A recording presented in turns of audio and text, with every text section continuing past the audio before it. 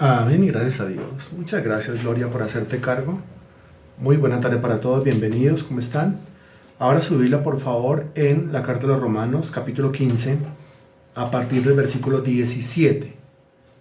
Y me avisa, por favor, cuando ya esté abierta la Biblia, ahí. Romanos capítulo 15, versículo 17. Bien.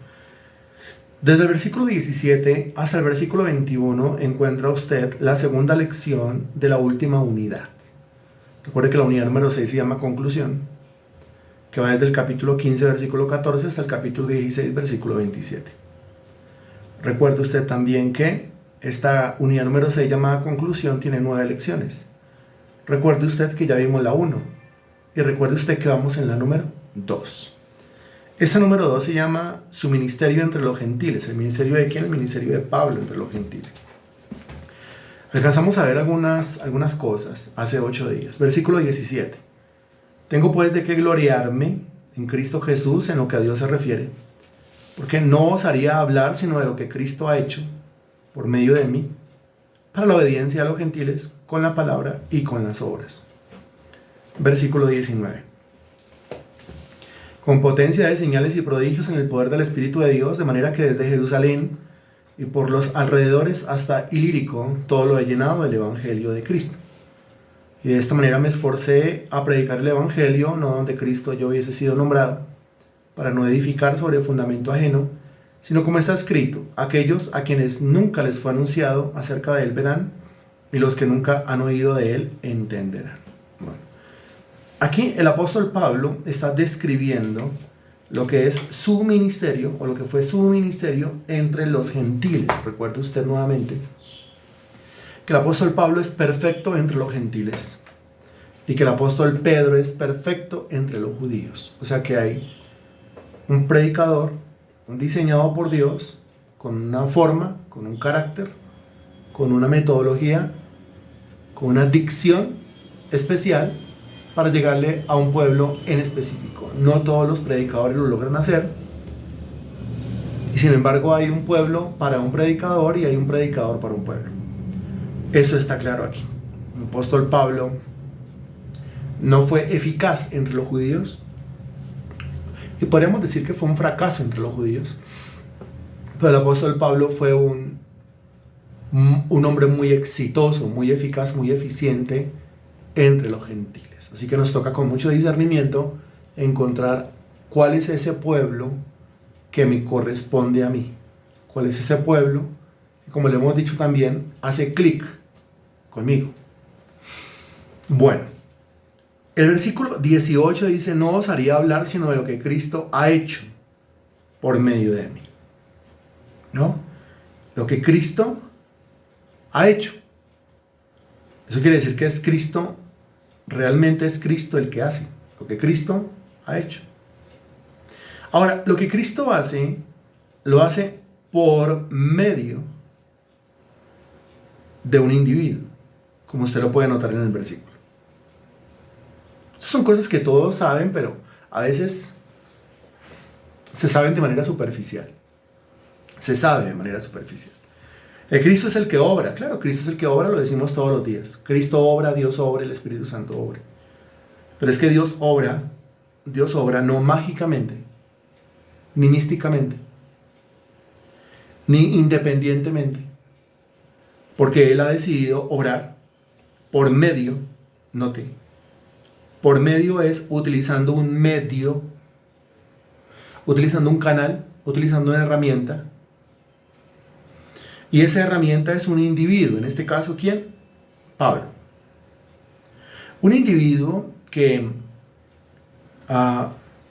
es usado por Dios, y sobre todo hay dos cosas que son usadas por Dios de ese individuo. Y dice el texto, que son sus palabras y son sus obras. Y hace 8 días hablábamos de la necesidad de ser consecuentes, ¿no? Que lo que yo digo sea consecuente con lo que yo hago. Las palabras es lo que digo y las acciones es lo que yo hago. Yo no puedo estar diciendo una cosa y al rato, a la mañana, a los 2 días, a los 3 días, a la semana, estar haciendo todo lo contrario a lo que yo dije que iba a hacer. Cuando se logra esa consecuencia, o sea, el ser consecuente internamente, cuando se logra esa equivalencia, cuando se logra equilibrar la palabra y la obra, lo que digo y lo que hago, entonces se producen lo que aparece en el versículo 19. Y lo que dice el versículo 19 es: potencia de señales y prodigios en el poder del Espíritu de Dios. O sea, ahí es cuando el Espíritu Santo manifiesta su poder. Repito, ahí es cuando el Espíritu Santo manifiesta su poder. Dice que manifiesta su poder evidenciando unas señales y evidenciando unos prodigios. Eso es lo que dice el versículo. Ahora, ¿para qué es ese poder manifestado en la vida de Pablo? Ese poder es para predicar el Evangelio.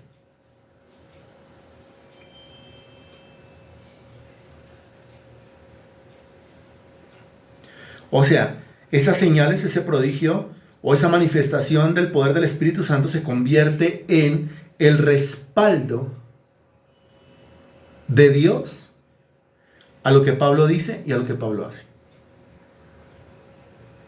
Y entonces Pablo, viendo que ese poder lo estaba respaldando, entonces dice el texto: me esforcé a predicar el Evangelio, no donde Cristo yo hubiese sido nombrado, para no edificar sobre fundamento ajeno, sino como está escrito: aquellos a quienes nunca les fue anunciado acerca de él verán, y los que nunca han oído de él entenderán. Para eso es necesario que el hombre de Dios se esfuerce. Palabra que aparece ahí en el versículo 20.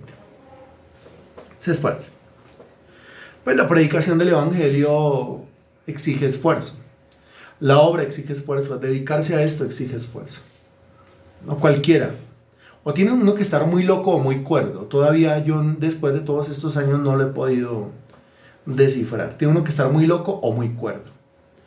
O es de verdad muy loco, muy rayado para dedicarse a esto, o una inteligencia que es superior a la inteligencia de cualquiera para poderse dedicar a esto. No cualquiera lo hace. Solamente mire alrededor y se va a dar cuenta que no cualquiera lo hace. Porque es que el que lo hace va a ser el objeto de muchas cosas feas, ¿no? Va a ser objetivo militar del diablo, y objetivo militar del mundo, y objetivo militar de la carne. Bueno, un montón de cosas feas que se le van adjuntando poco a poco a esto. Esto es sencillamente un repaso de lo que vimos nosotros hace 8 días. Se lo repito. Cristo es el que obra, Cristo es el que hace, Cristo sigue haciendo. Hablamos del ministerio terrenal de Cristo, o el ministerio de Cristo en la tierra, y decimos que se fue, sí, pero el hecho de que se haya ido no quiere decir que no siga obrando.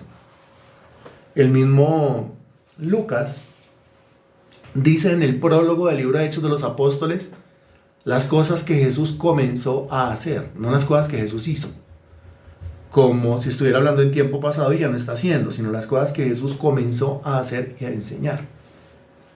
A hacer y a enseñar. Ahora el Señor sigue haciendo. Lo que pasa es que sigue haciendo por medio de los creyentes. Y si yo pregunto cuántos creyentes hay acá, pues yo sé que usted va a decir yo. Pero ojo, que es que los creyentes manifiestan su creencia a través de lo que dicen y a través de lo que hacen, logrando alcanzar una consecuencia o una equivalencia o una configuración perfecta entre las palabras y las obras. Cuando eso ocurre, el poder del Espíritu Santo se manifiesta en señales y en prodigios. Cuando ese poder se ha manifestado es cuando se debe extender el reino de los cielos. Y para extenderse el reino de los cielos se requiere mucho esfuerzo de parte del creyente. Quizás por eso es que no vemos a muchos creyentes cooperando para que esto ocurra, porque como demanda esfuerzo, y pues hay muchos creyentes que no se esfuerzan para servirle a Dios, ¿no?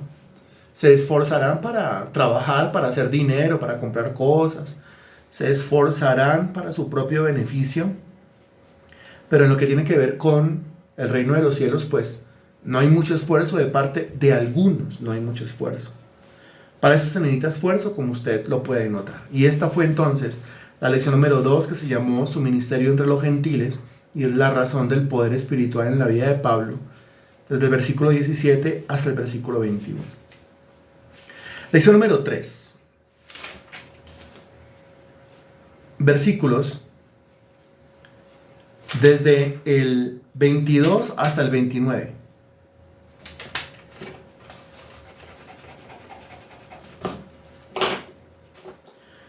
Del 22 al 29. Bien, esa lección se llama Futuros planes de Pablo. Futuros planes de Pablo. El solo título de la lección ya es una maravilla, ¿no? Porque el solo título de la lección a mí me está diciendo pues que todo debe ser planificado, que Dios se mueve cuando yo tengo un plan. Y recuerde usted que el plan tiene un montón de ingredientes, ¿no? Es como una buena sopa, como una buena preparación gastronómica, tiene muchos ingredientes, varios ingredientes. Pero hablando básicamente de dos, pues el plan, la planificación tiene una misión y tiene una visión. ¿Cierto? Y recuerde usted que la misión es saber a dónde quiere llegar.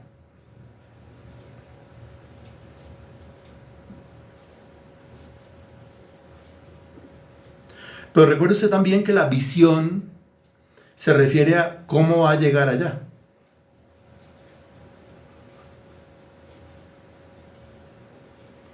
Claro, le repito, hay muchos más ingredientes dentro de una buena planificación. Pero básicamente, hablando de dos, pues toda buena planificación o planeación tiene dos elementos. Uno, el elemento de la misión, ¿cuál es su misión? Y el elemento de su visión, ¿cuál es su visión? Son dos cosas diferentes. La misión se refiere a dónde quiere llegar. ¿Sí? Y la visión, bueno, ¿cómo va a llegar allá? El problema es que muchos saben a dónde quieren llegar, lo que quieren tener, lo que quieren poseer, pero cómo va a ser para llegar allá, no tienen ni idea de cómo van a llegar allá. Eso quiere decir que hay misión, pero no hay visión. Y si no hay visión, pues no hay un plan real entonces. El apóstol Pablo tenía planes reales. Versículos del 22 al 29, léalo conmigo. Por esta causa me he visto impedido muchas veces de ir a vosotros.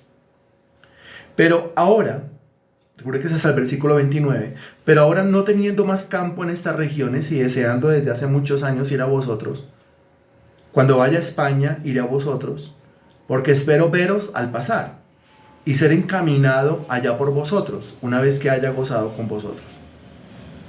Mas ahora voy a Jerusalén para ministrar a los santos, porque Macedonia y Acaya tuvieron a bien hacer una ofrenda para los pobres que hay entre los santos que están en Jerusalén. Pues les pareció bueno y son deudores a ellos, porque si los gentiles han sido hechos participantes de sus bienes espirituales, deben también ellos ministrarles de los materiales. Así que cuando haya concluido esto y les haya entregado este fruto, pasaré entre vosotros rumbo a España. Y sé que cuando vaya a vosotros, llegaré con abundancia de la bendición del Evangelio de Cristo. Aquí usted nota un plan real.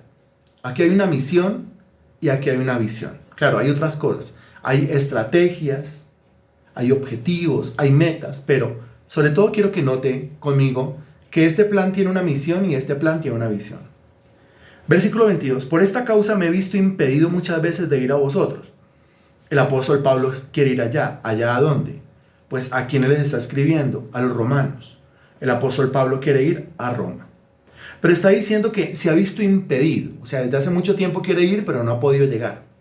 ¿Por qué no ha podido ir? Dice, por esta causa. ¿Cuál causa? Pues la causa descrita en el versículo 20 y en el versículo 21. ¿Cuál es la causa descrita en el versículo 20 y en el 21? Versículo 20 dice, de esta manera me esforcé a predicar el Evangelio, no donde Cristo yo hubiese sido nombrado, para no edificar sobre fundamento ajeno, sino como está escrito, aquellos a quienes nunca les fue anunciado acerca de él verán, y los que nunca han oído de él entenderán. ¿Por qué no ha podido ir a Roma? Porque está ocupado. ¿Por qué no ha podido ir a Roma? Porque su ocupación se lo impide. ¿Qué ocupación? ¿Qué ocupación nota usted en el versículo 20? ¿Qué ocupación nota usted en el versículo 21? Excelente, porque sigue predicando el Evangelio. ¿A quiénes le está predicando el Evangelio? A los que nunca han oído, entre quienes nunca Jesucristo ha sido nombrado. Eso quiere decir entre los pueblos gentiles. Eso es lo que dice el versículo 22. Pero ahora, no teniendo más campo en estas regiones, o sea, ya habiendo llevado el Evangelio de Cristo a diferentes lugares, a diferentes pueblos, ciudades, naciones, pues, y veo para un lado, yo allá fui, y veo al otro lado, yo allá fui, y miro hacia atrás, yo allá fui, entonces mira hacia adelante, y lo que le queda adelante, pues, es un trayecto de aquí a Roma. Por eso dice el versículo 23, pero ahora no teniendo más campo en estas regiones, y deseando desde hace muchos años ir a vosotros. Note algo que viene planeando desde hace años, que quiere llegar a Roma. ¿Qué va a hacer en Roma? Lo va a decir. ¿Cómo va a llegar a Roma? También lo va a decir. Cuando vaya a España, note, cuando vaya a España, iré a vosotros, porque espero veros al pasar y ser encaminado allá por vosotros, una vez que haya gozado con vosotros. Note lo que dice. Cuando vaya a España, iré a vosotros, porque espero veros al pasar y ser encaminado allá por vosotros. Entonces, note que él va a pasar a Roma, pero el plan original ni siquiera es Roma. El destino original ni siquiera es Roma, al menos en lo que nos está diciendo acá. Dice que el plan original o la meta propuesta aquí es España. Es España.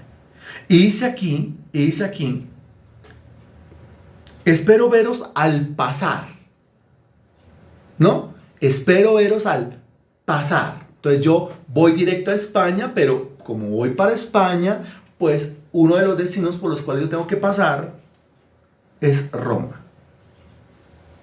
Paso por Roma. Bien. Cuando vaya a España, iré a vosotros, porque espero veros al pasar y ser encaminado allá por vosotros. Ser encaminado allá quiere decir, yo voy a llegar a Roma, pero no me voy a quedar ahí. Yo voy a llegar a Roma y me voy a quedar unos días en Roma. Me voy a quedar un tiempo. ¿Qué tiempo? No les puedo decir. Me voy a quedar un tiempo ahí en Roma y cuando haya acabado lo que voy a hacer en Roma, yo sé que voy a ser encaminado por ustedes. Eso ahí es un mensaje bien claro para los romanos. Encaminado hacia España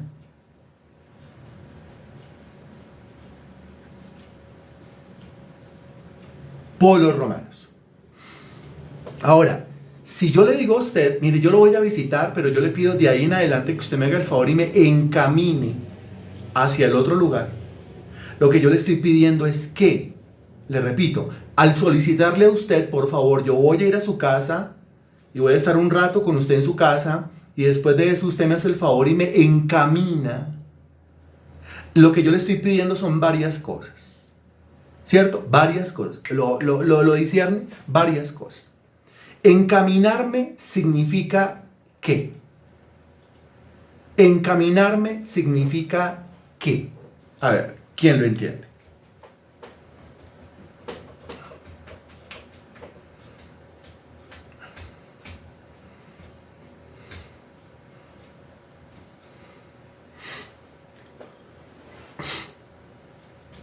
Encaminarme, quiero que me encaminen.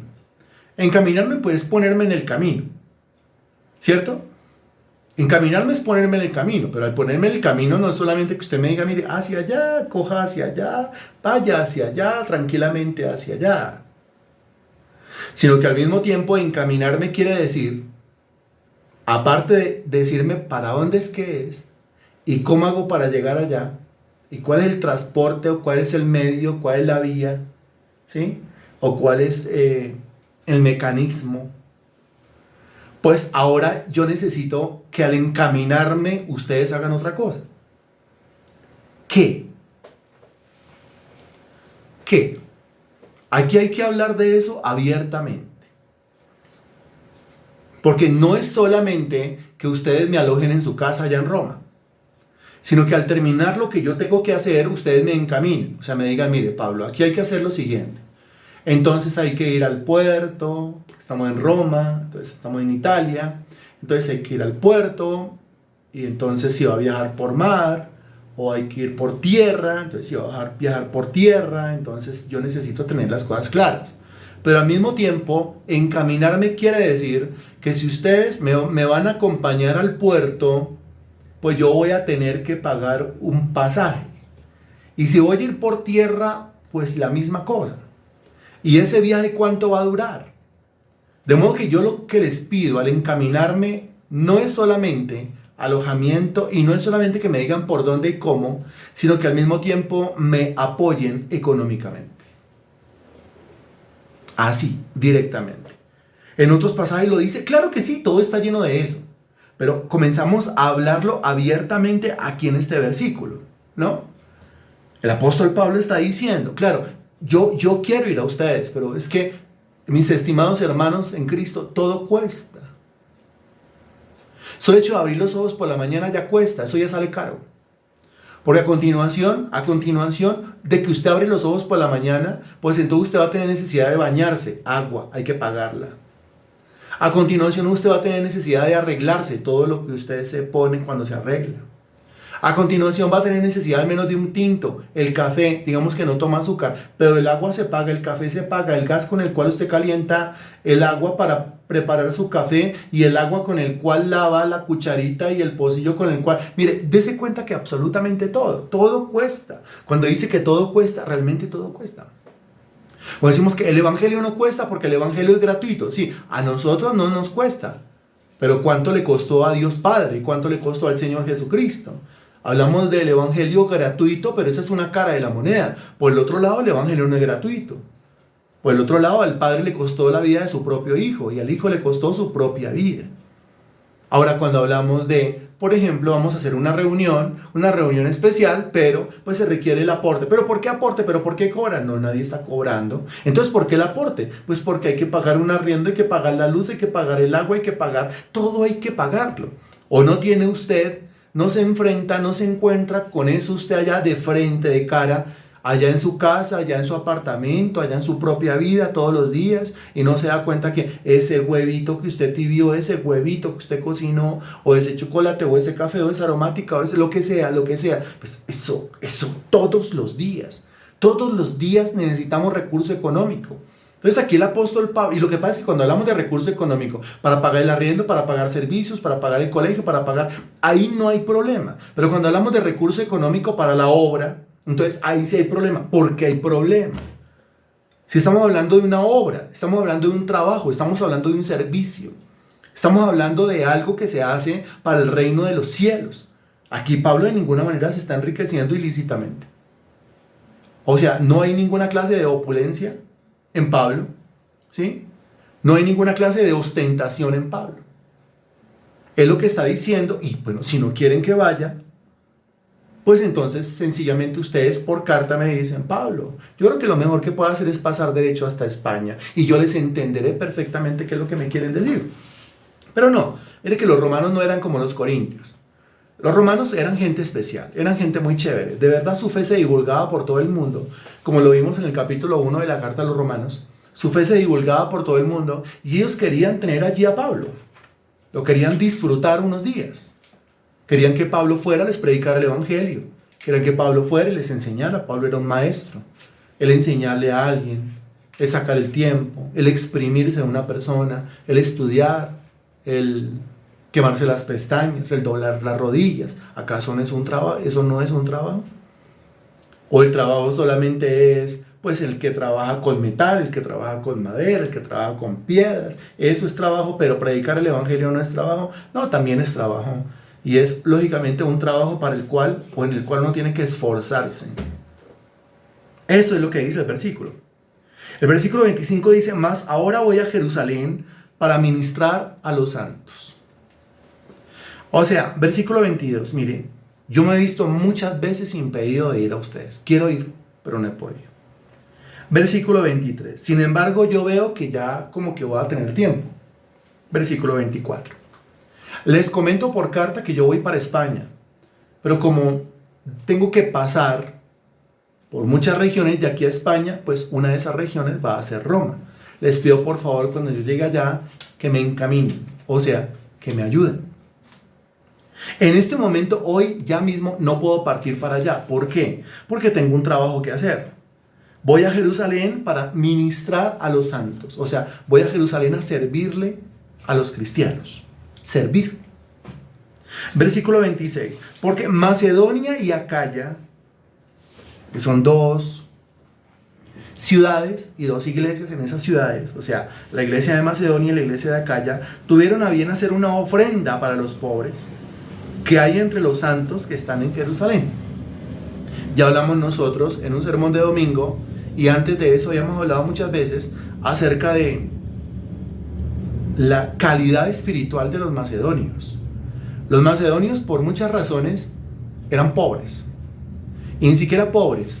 El texto habla de una profunda pobreza.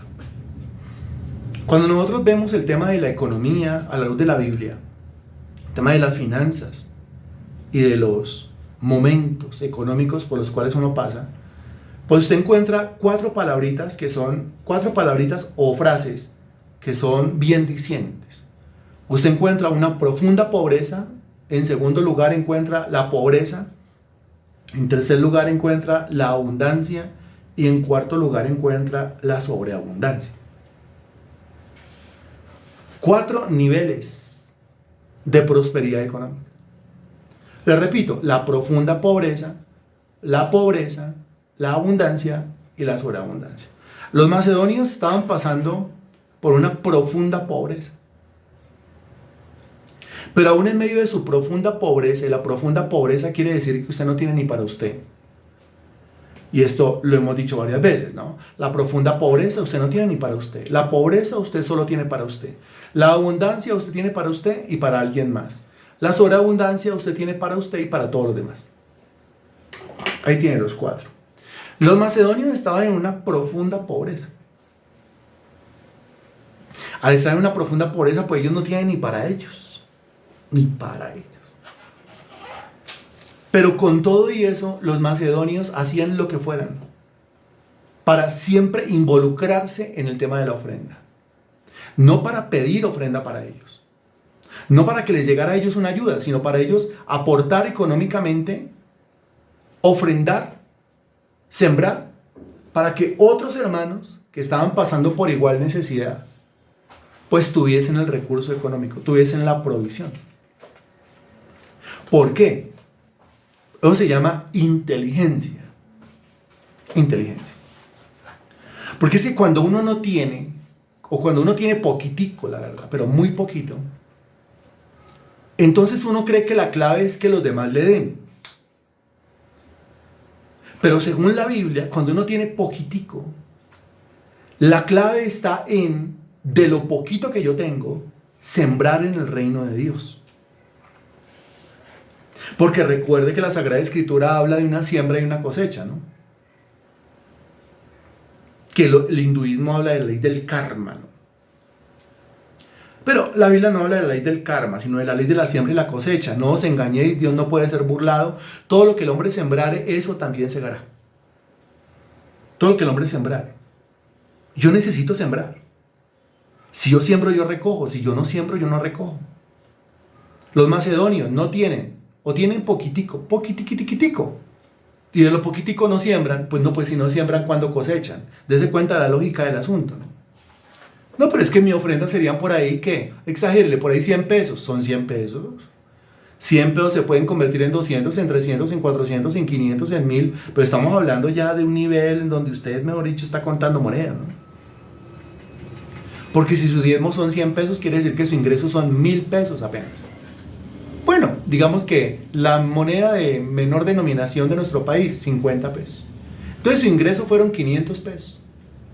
500 pesos le pagaron por su trabajo. 500 pesos me pagaron por mi trabajo. Ah, bueno, saque 50 y entrégueselos al Señor. Eso hacían los macedonios en inteligencia. Por supuesto, los macedonios no se quedaron en esa profunda pobreza. Los macedonios salieron adelante. Le tuvieron que rogar al apóstol Pablo para que los dejara ofrendar. El apóstol Pablo no quería. Y los macedonios le ruegan a Pablo, déjenos. Como diciendo, es que necesito ser bendecido, yo tengo que sembrar. Y si hay hermanos en Jerusalén que están predicando en Jerusalén, pero no tienen el recurso económico, pues es que ustedes tienen mucho. No, no tenemos mucho, tenemos poquito. Pero de lo poquito que tenemos, nosotros damos. Para el Señor eso estuvo bien. Acuérdense usted de la viuda pobre, ¿se acuerda?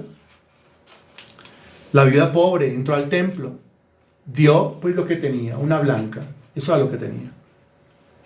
Y el Señor dijo, ella dio más que todos los demás. ¿Cómo va a dar más que todos los demás? Si los demás son ricos, los demás son fariseos, llegaron con esas bolsas llenas. Sí, pero es que ella dio todo lo que tenía, mientras que los otros dan de lo que les sobra.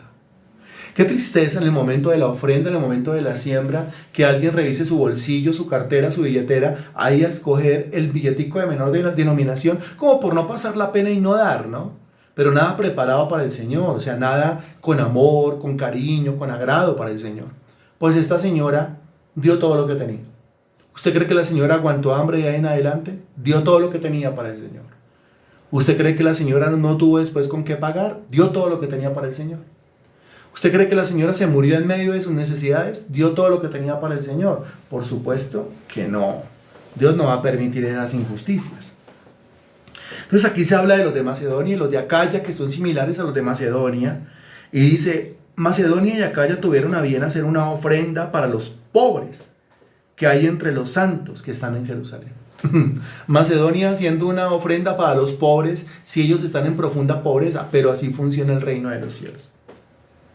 Versículo 27, pues les pareció bueno y son deudores a ellos. Es que los macedonios son muy inteligentes. Ahora, ¿por qué los macedonios son deudores de los judíos? Pues sencillo, porque es que Macedonia y Acaya son dos ciudades gentiles, mientras que Jerusalén es la capital de los judíos. ¿Eso qué quiere decir? Pues eso quiere decir que la conversión o la salvación llegó primero a los judíos. El derramamiento del Espíritu Santo llegó primero a los judíos. Los milagros, las señales, los prodigios, las sanidades y todo eso, la revelación de la verdad, llegó primero a los judíos. Ahora, los judíos tomaron lo que tenían y fueron de ciudad en ciudad, incluyendo a Macedonia, incluyendo a Acaya, llevando el Evangelio, llevando a Cristo, llevando el poder del Espíritu Santo, etc.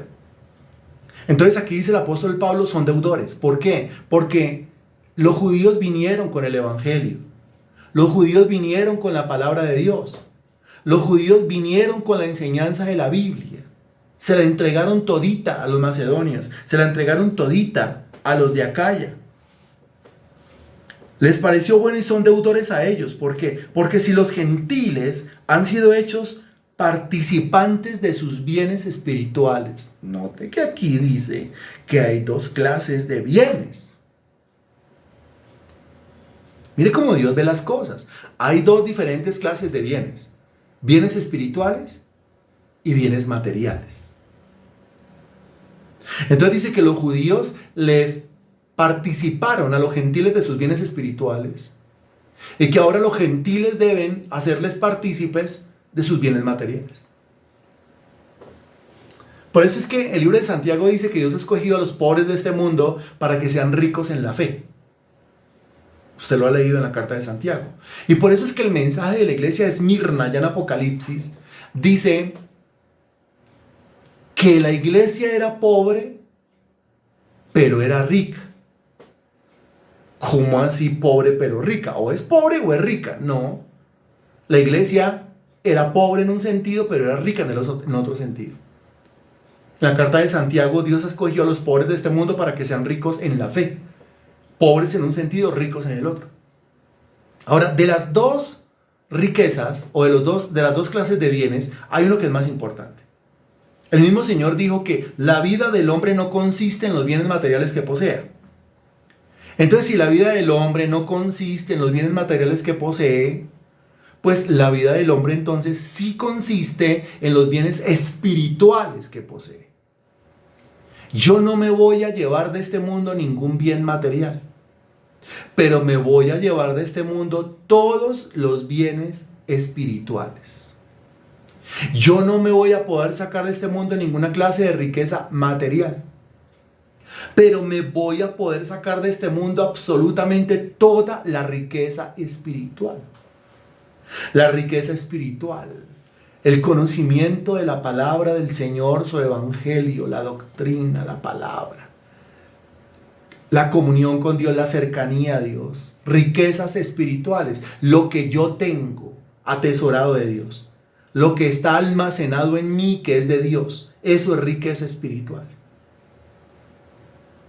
Que alguien se siente con otros a abrir esos tesoros y a compartir esos tesoros quiere decir hacerles partícipes, quiere decir darles a conocer esos tesoros, quiere decir compartirles, convidarles esos tesoros. Entonces, si me están a mí convidando esos tesoros espirituales que son de la palabra, que son de la doctrina, que son del evangelio, que son de la Biblia, pues inmediatamente yo quedé en deuda. Ahora es una deuda que yo nunca voy a poder pagar realmente. Porque acabamos de decir que los bienes espirituales pues son infinitamente más grandes y más valiosos que los bienes materiales. Entonces realmente la transacción no es tan justa, la transacción es injusta, ¿no? Que predico el evangelio y entonces da una ofrenda, ¿no? Porque la ofrenda nunca jamás va a poder, si aparece el concepto de pagar o de igualar esa riqueza espiritual que se me está a mí entregando. Esa riqueza espiritual que se me está brindando. Que alguien a través de una palabra, que alguien a través de un sermón enriquezca mi vida espiritual. Pero por favor, ¿quién soy yo para recibir todas estas joyas espirituales, gemas espirituales, perlas preciosas espirituales? Puedo tener mis bolsillos llenos de plata, pero el interior sin Dios, estoy lleno de bienes materiales, pero no de bienes espirituales, no sirve de nada. Entonces, en ese sentido, los macedonios habían sido enriquecidos espiritualmente. De los macedonios y los de Acaya se pueden decir que eran ricos espiritualmente hablando, aunque momentáneamente pobres materialmente hablando. Y el apóstol Pablo lo dice de frente, quiero que lo noten. Porque si los gentiles han sido hechos participantes de sus bienes espirituales, deben también ellos ministrarles de los materiales. Eso no me lo estoy inventando yo, eso está ahí, eso está en la Biblia. Por eso en el versículo anterior, en donde dijo, les pido cuando yo llegue allá que me encaminen para España, no solamente les está pidiendo que le digan por dónde es, no solamente les está pidiendo y saca la aplicación, no sé cómo se llamará, la Movit, bueno, alguna cosa, y me dice cuál es el zip que yo tengo que coger. Sino que aparte de decirme cuál es el zip o cuál es el Transmilenio que yo tengo que coger, también les pido por favor que ustedes me ofrenden lo del zip. Eso es lo que está diciendo el apóstol Pablo. Ya que está hablando de, cuando yo vaya a ustedes, ¿yo a qué voy a ir? Cuando yo vaya allá donde están ustedes, yo voy a hacerles partícipes de mis bienes espirituales. Entonces queda en deuda una persona. Cuando se le ha repartido el bien espiritual, a partir de ese momento se creó una deuda. ¿Qué se debe hacer con las deudas? Lo que la Sagrada Escritura enseña. ¿Qué se debe hacer con las deudas? Pagarlas. Versículo 28. Así que cuando haya concluido esto y les haya entregado este fruto, o sea, cuando haya recogido lo de Macedonia y lo de Acaya, ya que me encomendaron a mí ir hasta Jerusalén, a llevarles la ofrenda a los de Jerusalén, si le encomendaron a Pablo, es porque Pablo era sumamente honesto, sumamente transparente en cuanto a eso, incapaz de hacer algo raro con esas ofrendas. Le encomendaron a Pablo y Pablo dice, debo servir de esta manera. Así que cuando haya concluido esto y les haya entregado este fruto, pasaré entre vosotros, vuelve y le repite, pasaré entre vosotros rumbo a España. El destino es España, pero voy a pasar por Roma. Y sé que cuando vaya a vosotros, note, aquí también les está diciendo lo mismo. O sea, no les dijo perro, pero ladró y movió la cola, para que me entiendan. Y sé que cuando vaya a vosotros, llegaré con abundancia de la bendición del Evangelio de Cristo. ¿Qué les está diciendo? Cuando yo vaya a ustedes, cuando llegue donde ustedes están, es decir, a Roma, yo llegaré con abundancia de la bendición del Evangelio de Cristo. O sea, yo les voy a llevar todas mis riquezas espirituales, las voy a repartir entre ustedes. Voy a repartir entre ustedes gemas, perlas preciosas espirituales, perlas espirituales. A ver quién lo está entendiendo. Entonces, cuando yo llegue allá, como yo les voy a repartir todas esas riquezas espirituales, a ver, complete ahí, a ver qué entendimos.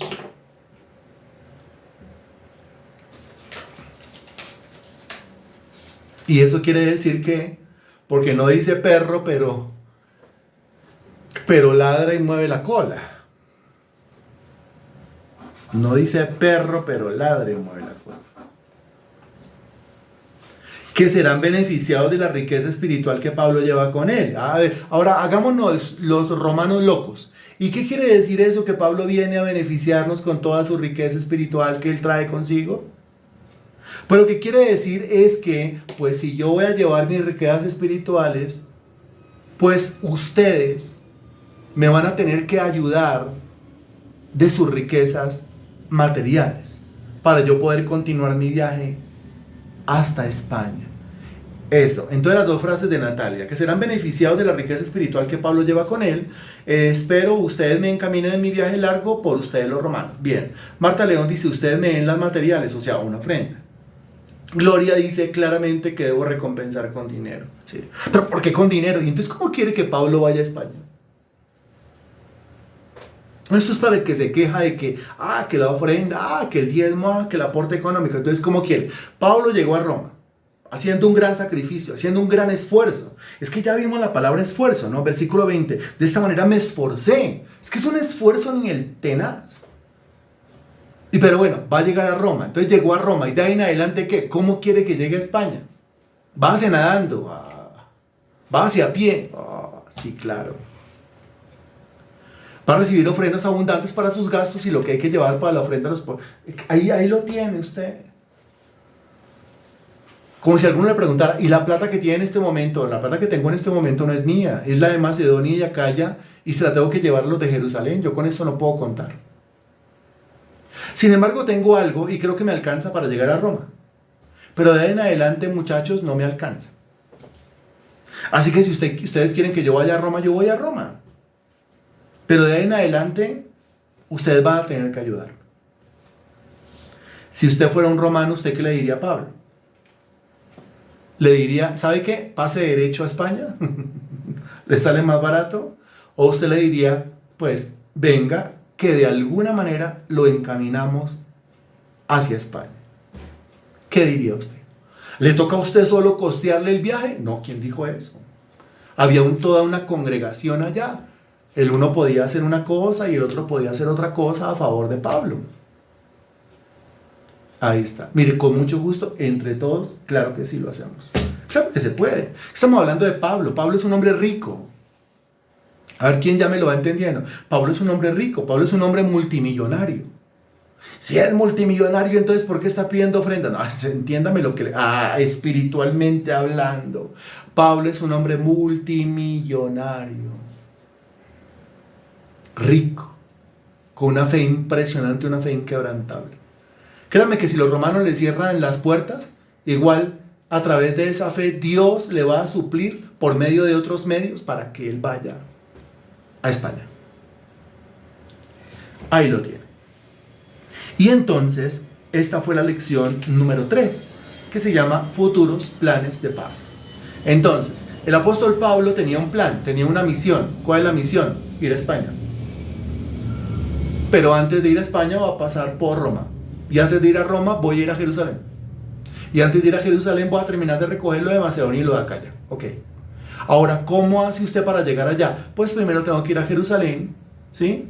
Con el recurso que tengo, pues yo llego a Roma y de Roma a España yo llego ustedes ayudándome, ustedes encaminándome. ¿Eso es tener un plan o no es tener un plan? ¿Sabe a dónde va a ir y sabe cómo va a llegar? ¿Qué dice usted? Lo tiene claro. Pero bueno, y de Roma a España, ¿cómo los romanos me van a ayudar? ¿Y cómo sabe que lo van a ayudar? Yo ya les escribí. Ya les escribí pidiéndoles que por favor me encaminen, que por favor me ayuden. Eso es un plan. Eso es un plan. La lección número 4. Lección número 4. Que va en el capítulo 15, versículo del 30 al 33. Se llama oraciones solicitadas. Repito, la lección número 4, que va en el capítulo 15, versículos del 30 al 33, se llama oraciones solicitadas. ¿Pablo está solicitando oración? Sí, claro, está solicitando oración. ¿Por qué? Porque hay un plan. O sea, tiene que terminar de recoger el dinero de los de Macedonia y los de Acaya. Con ese dinero y con el dinero que recogió de las otras congregaciones, tiene que moverse hasta Jerusalén. Después de haber ministrado, después de haber repartido ese dinero allá o de haber entregado ese dinero allá, entonces ahora sí me voy para España. Pero en el camino a España voy a pasar por Roma. Entonces hay mucho plan, hay mucha estrategia, mucha misión, mucha visión, mucho objetivo, mucho propósito. Se necesita a Dios. ¿Y cómo ponemos a Dios ahí en esos planes? Pues a Dios lo ponemos, ¿cómo? ¿Cómo ponemos a Dios ahí en esa misión? ¿Cómo ponemos a Dios en esa visión? ¿Cómo ponemos a Dios en esos propósitos? ¿Cómo ponemos a Dios en esas metas y en esas estrategias? ¿Cómo? ¿Cómo? Pues no hay otra forma de poner a Dios ahí que no sea por medio de... ¿De qué? ¿Usted tiene un plan? Muy bien. Ahora meta a Dios en el plan. ¿Y cómo meto a Dios en el plan? Pues excelente, usted lo sabe muy bien. Pues orando. El proyecto que sea, ore, meta a Dios. Entre más ore, más mete a Dios en el plan. Involucra a Dios en el plan. Cuando yo no oro, quiere decir, el plan es mío, yo lo puedo sacar adelante solito. Pero cuando yo oro, yo digo, bueno, ahí está el plan, pero yo no puedo solo. Dios tiene que estar en medio, así que yo necesito orar. Ahora, orar cuerdamente, orar racionalmente, orar lógicamente. O sea, orar por el tema de Macedonia, el tema de Acaya, ahora el tema de Jerusalén, ahora el tema de España, ahora el tema de Roma, ahora el tema del recurso económico, ahora el tema de que ellos me encaminen para llegar a España. Eso es orar lógicamente, racionalmente, cuerdamente. Dice el versículo 30, pero os ruego, hermanos, por nuestro Señor Jesucristo y por el amor del Espíritu, que me ayudéis orando por mí a Dios. Esa frase siempre, esa frase la conozco yo desde más de 20 años. Y esa frase a mí siempre me ha parecido una cosa espectacular. Esa última frasecita que dice, que me ayudéis orando por mí a Dios. Que me ayúdenme. Les pido, romanos, ayúdenme, pero no ha llegado acá. ¿Cómo quiere que lo ayude? Sí, usted ya me dijo, cuando llegue ahí, ayúdenme económicamente y encamíneme. Sí, cuando llegue acá, sí, pero dese cuenta que hay dos formas de ayudar. Y uno debería ayudar de las dos maneras. Hay dos formas de ayudar. Una, encaminando, es decir, direccionando. Es decir, metiéndose la mano al bolsillo. Esa es una forma de ayudar y yo no puedo dejar de hacer eso. Pero hay otra forma de ayudar. ¿Cuál es la otra forma? La otra forma es ayúdenme orando por mí a Dios. Esa es otra forma de ayudar. Es una forma efectiva de ayudar. Pero que alguien ore por mí, ¿cómo le parece? Que usted sepa que alguien está orando por usted delante del trono de la gracia, dígame, ¿cómo le parece? Que alguien saque 10,000, 20,000, 50,000, 100,000, 500,000, 1,000,000 en el momento de la necesidad y se los ponga a usted en la mano, ¿cómo le parece? Eso es una maravilla. Pero que alguien se arrodille y lo mencione a usted delante del trono de la gracia, dígame, ¿cómo le parece? La Biblia dice que eso es una ayuda, eso es ayudar. Ahora, cuando hablamos de ayudar, quiere decir impulsar. Cuando se ora por mí, me impulsan. Cuando alguien ora por mí, me impulsan, me empujan, me alientan, le meten combustible a mi vida. Yo no puedo despreciar las oraciones de los demás. Yo no despreciaría un billete de 20,000 pesos de los demás. Mire, una ofrendita no, esto es una gran riqueza, como le digo a algunos. Mire, a mí se acercan personas con monedas. ¿Alguien aquí sabe a quién me estoy refiriendo? Una bolsita de monedas, que ahí le mandó, que para la ofrenda, que para... Pero no es una pequeña ofrenda, es una gran ofrenda. Quizás alguno diga moneditas, pero es que es una gran ofrenda, es una gran riqueza. ¿Cómo impulsa? ¿Cómo ayuda? Sabiendo que es el sacrificio de alguien, el sacrificio de alguien son moneditas. Impulsa, empuja, moralmente, económicamente. Y la oración empuja de todas las maneras.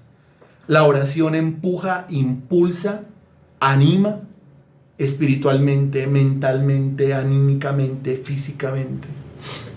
El apóstol Pablo entonces está diciendo, mire, desde su riqueza material, usted debe ayudar. Y desde su riqueza espiritual, usted debe ayudar. Metiéndose la mano en el bolsillo, debe ayudar. Y doblando las rodillas, usted debe ayudar. Exactamente, Marta León, la hermana Angelita. Entonces, que me ayudéis orando por mí a Dios. ¿Alguien ora por usted? Lo está ayudando. Es un verdadero ayudador. ¿Usted ora por alguien? Usted lo está ayudando. Ahora, si con esa oración usted le puede dar una panela, imagínese la ayuda.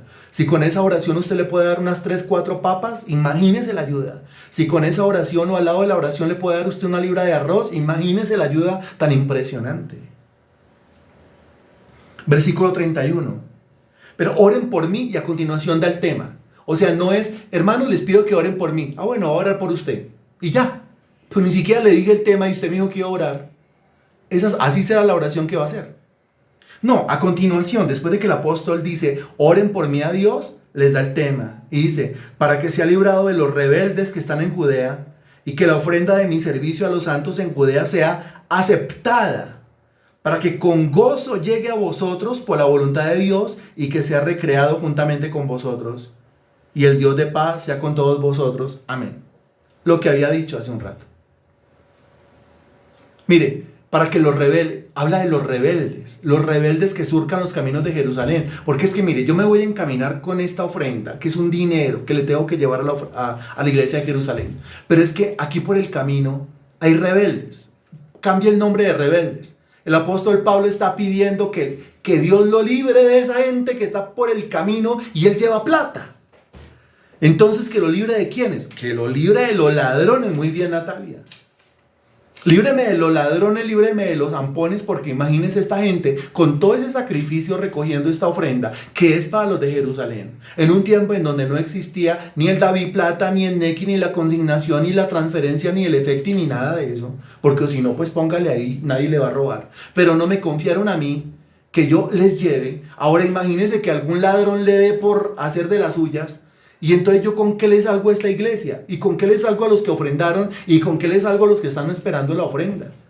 Entonces que Dios sea librándome, y después de eso que yo pueda llegar a ustedes. O sea, está pidiendo, ayúdenme a orar por eso que les acabé de contar.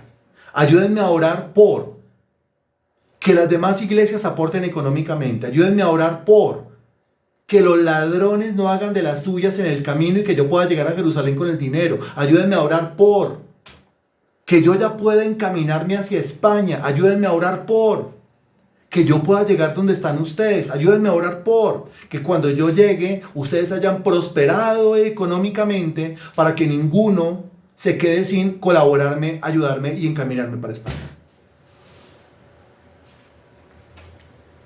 Y así terminamos la exposición del capítulo 15 de la Carta a los Romanos. Eso quiere decir que de aquí en adelante lo que nos queda por exponer, todo está en el capítulo 16. O sea que solamente nos quedan 27 versículos por exponer.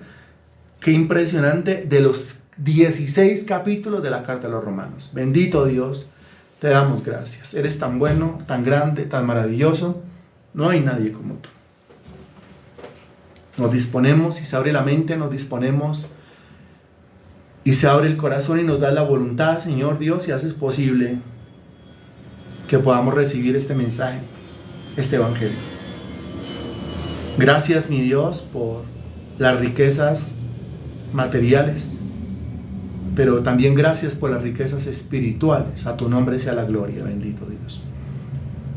Y ayúdame a compartir con los demás mis riquezas espirituales, pero también ayúdame a compartir con los demás de mis riquezas materiales.